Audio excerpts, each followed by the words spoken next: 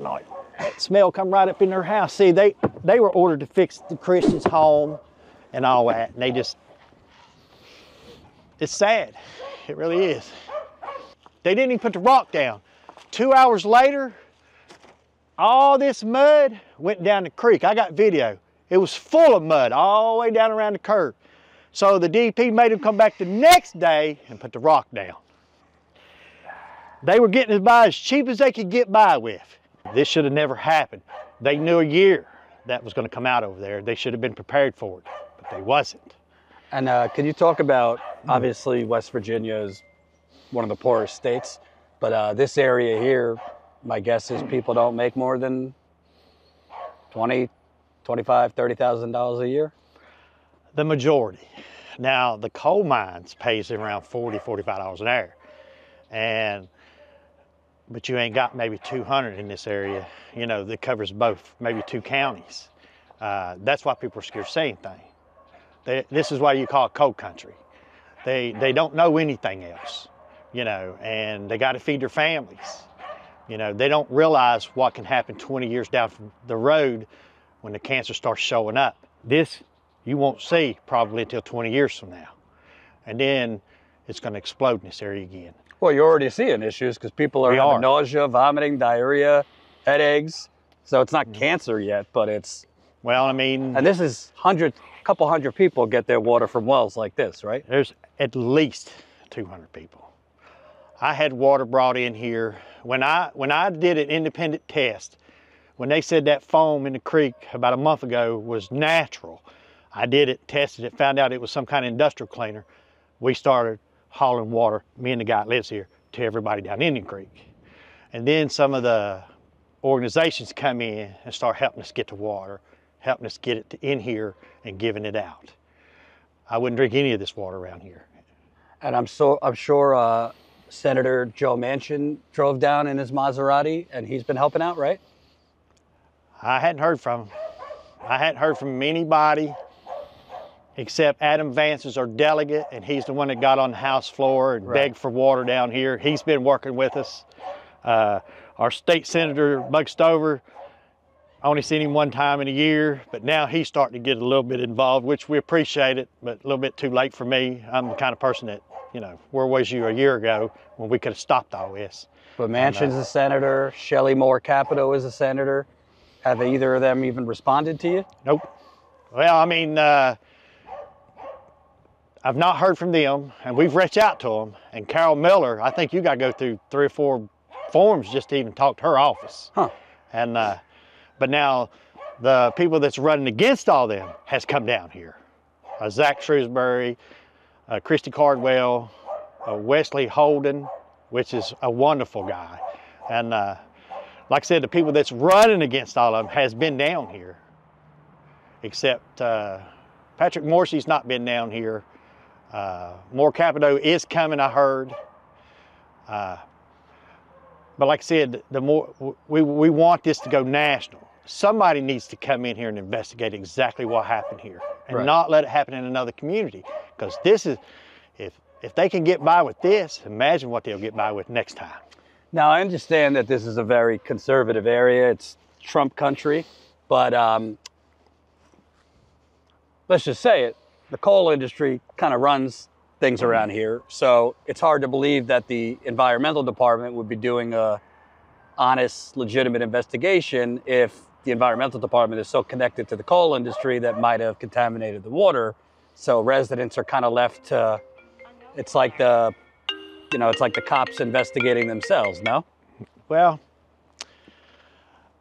I called the Environmental Protection Agency, the guy that's running, his name's Jonathan Royer, and I asked him, I said, is it common that you send people out here to investigate themselves? And you know what he told me? Yes. And then I talked to the Fed guys, because we got the federal guys in here, and he told me, now it was hard to believe, he told me that if there's 200 jobs over there, more or less this is what he told me, if there's 200 jobs over there and 2 people die, they'll overlook the 200 or the 2 people that died just to keep the jobs in the area. I had to ask him again what he said, because I couldn't believe somebody would say that. And that was someone from the environmental department? That was the EPA. Wow. The feds. The guy that's running the Fed office that comes in here and oversees the DEP if they screw up used to work with these guys. And he got promoted over to Fed office. Now, I don't know how that happened. And he said that... Not him, but one of his workers said that they take into consideration how many jobs would be lost over all this. So basically... We're expendable. There's a number that's... That's what I asked. The number they're willing to sacrifice. That's exactly why I said, so you're telling me that how many lives is it worth for you to come in here and make these people fix this mess? He didn't answer that question. He was more worried about if he was being recorded or not. You know, because at the root of it, obviously there's a huge movement to shut down the coal industry, and obviously there's plenty of people who depend on it, so I'm not talking about that, but we're talking about they need to enhance the safe mining. They need to have stronger regulations so that if there's an accident, if there's some type of breach, that they're not just contaminating the local residents. Well, see, that's a lot of people's opinion that don't live here. The coal mines has enough regulations on them, in my opinion.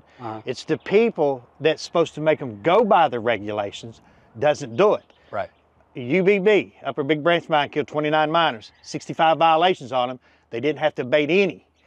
When you get 2 or 3 violations for something major, they should shut you down until you fix them. I mean, we just had water running into our water source coming out of a pond, and the DEP didn't know anything about it. They went up there and give them 30 days to fix it.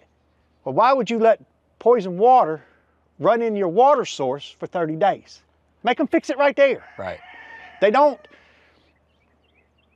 if like an explosion, well, Upper Big Branch mines take that into consideration. If they would have fixed some of them violations, that might not have happened. Right. You might have saved 29 lives right there. The guys, everybody around here knows there's a lot of regulations on the coal mines. And people come in here and they want to talk about green energy and stuff. That don't go over good here. What should go over good is making the DEP that's supposed to protect all of us do their job and do it right. And they don't. They send people down here that's not licensed. They got a geologist right now since 2017 has been making decisions in here that's not licensed. I don't even know how you can get by with that. So he's an unlicensed geologist? Yes. She's not licensed. And so how is she making decisions if she does? That's a question y'all need to ask her. Huh. So, I mean, I got her under oath in court saying she's not licensed. I mean, I can go and I can be a lawyer, but I got to pass that bar before I can practice. So basically I could fly a plane around here with no license. That's exactly right. By the DEP's standards, you can. So what I'm getting here is the problem doesn't seem to be lack of regulations. There's no one actually enforcing the regulations. Exactly. Well, I mean, you know who puts them in place, don't you? Government. Well, the governor. The guy that works for the mining board. He's the one that makes the decisions. Like if the DEP says, you broke this violation and I don't agree with it and I go in front of the mining board, right? Well, he's been on the mining board since 2007, but yet he was a senior vice president of operations at Alpha for 2.5 years. Well, 3.5 years. Alpha's the coal company. Yes. How can you be partial? You're supposed to recuse yourself from that stuff. They don't do it. Right. So people don't know this. I had background check done on them. I mean, I'm concerned. You know, I spent a lot of money trying to figure this stuff out. Hauling water, that takes money, you know, and nobody wants to take responsibility for it. So as a community, we have to do this. Right. We shouldn't have to do all this. Let's show one more time before we're out. So that's it's a private water well that is clearly clogged up with a whole bunch of shit that is not safe, and these fine people were drinking out of for God knows how long without knowing that it had been contaminated. And this is going on not just here, but how far does Indian Creek run? I would say 7 miles, 6-7 miles. So the creek that runs 7 miles. This runs into the Guyandotte River, which feeds the Ohio River. Wow. People who's been catching fish out of here been getting sick down here in the river. So this might not just be a No. local problem just to No, Wyoming County. I called the Army Corps of Engineers on down at the dam. They come up here and looked at it. They were disturbed, but guess who they referred it back to? DEP. There you go. See how it goes back together? Yeah. That's oil. It's oil based. That's not natural. An oil-based. It's an oil base, some kind of chemical oil base. Right here. That's not natural. Look how it goes back together real quick. Yeah. If it wasn't, it wouldn't go back together. It'd just be a pool. And they cap oil wells down at the mines, correct? Well, that's what they've been doing. I tell you, we're not just getting hammered by the mines, we're getting hammered by some of the gas companies too. Do you know what the guy that comes down here and tests my stuff for me? He said, you're either gonna be governor or we're gonna find you dead in the creek somewhere. They said it'd be down here the next couple of days because they know, you know, I'm not gonna let it go, and I ain't let it go in a year. It's just now I figured out what happened. And now I'm implementing the governor in it too. Do you know how I could find out what are the 4 things they tested for? I mean, I could ask them, but I don't know. I got it right over here. I'll give it to you and you can read and study it tonight because I got every test they ever did. Where's Trump? Is he coming down to help? He's probably the one caused all this. See that white stringy stuff right there? That's a living organism. Wow. Right there. Oh, wow. That's living. That girl said that's a living organism. And I had a hydrologist. Can you go closer to him and explain that?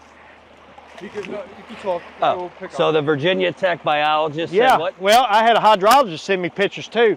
That's living. All that white stuff, it's a living organism. It's growing. That's growing. Oh my God. Yeah. And to be clear, this creek that goes 7 miles down, this is only 100 feet, 200 feet from a lot of water wells that people get their drinking water. Oh, some of the wells are like right here off the creek, down the creek here. A couple of yards then. I mean, you ought to, like I said, I just left the guy's house to change his filter out yesterday and had to change it out again. The people that's got the good filter systems, they usually change their filter out once every month or 2 months. They're having to change it out every week now. That costs money. They don't have that kind of money. Yeah, but even if you're changing your filters, if you got contaminated, yep. That is, again, independent testing has found high levels of manganese, arsenic, lead, iron. People should know that high levels of iron are kind of food for bacteria. So a lot of the symptoms people have been going to the doctor with, nausea, vomiting, diarrhea, are consistent with... Yeah, with the chemicals we're finding. Chemicals.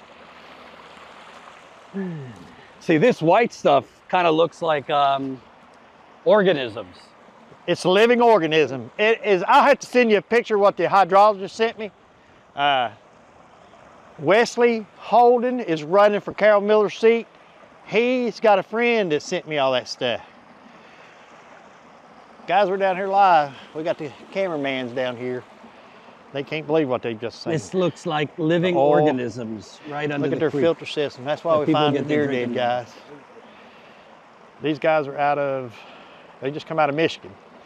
And right over there is kind of like an oil sheen.